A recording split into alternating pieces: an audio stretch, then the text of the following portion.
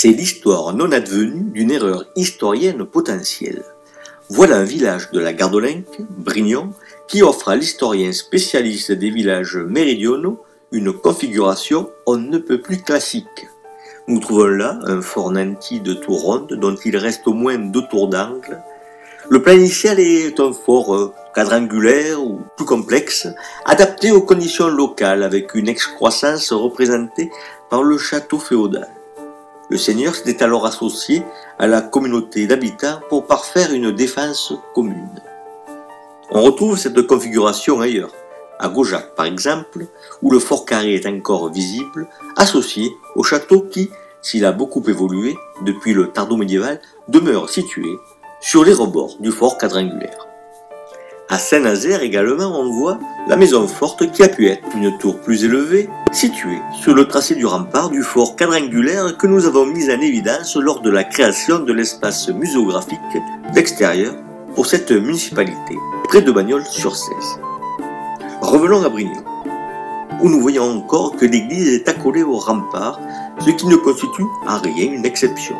On retrouve cette configuration à Saint-Hilaire d'Ozian, comme vous pouvez le voir sur cette image satellite ou sur cette modélisation 3D du village de Saint-Laurent-la-Vernelle.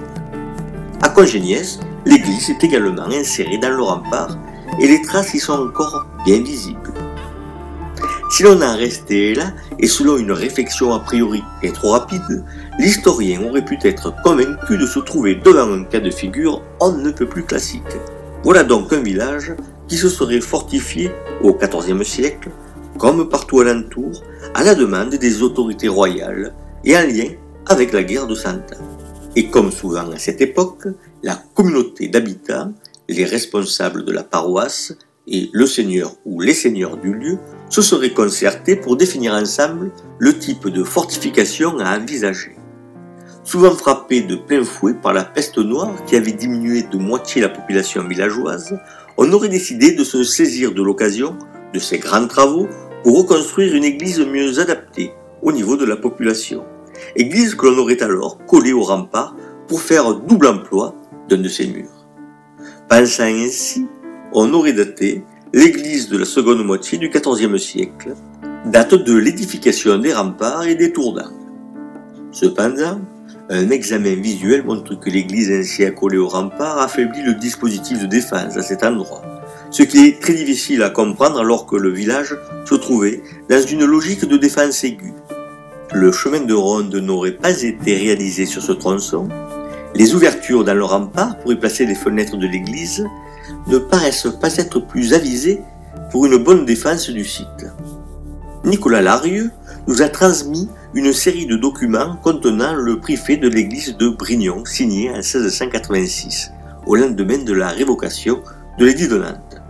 Nous apprenons dans ce document que le seigneur de Brignon donne à la communauté villageoise une maison accolée au rempart, près de la porte qui existe encore aujourd'hui. Il s'agit de remplacer la vieille église en ruine.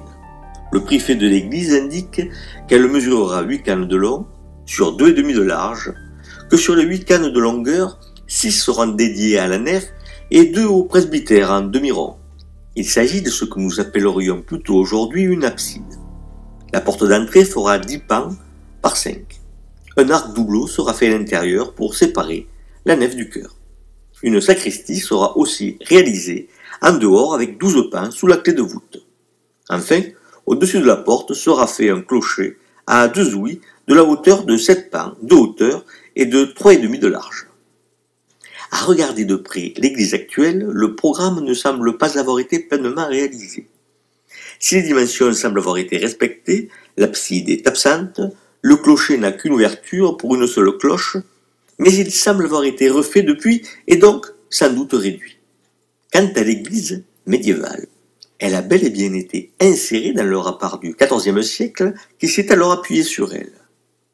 On transforma même son abside en tour d'angle, mais cela est une autre histoire.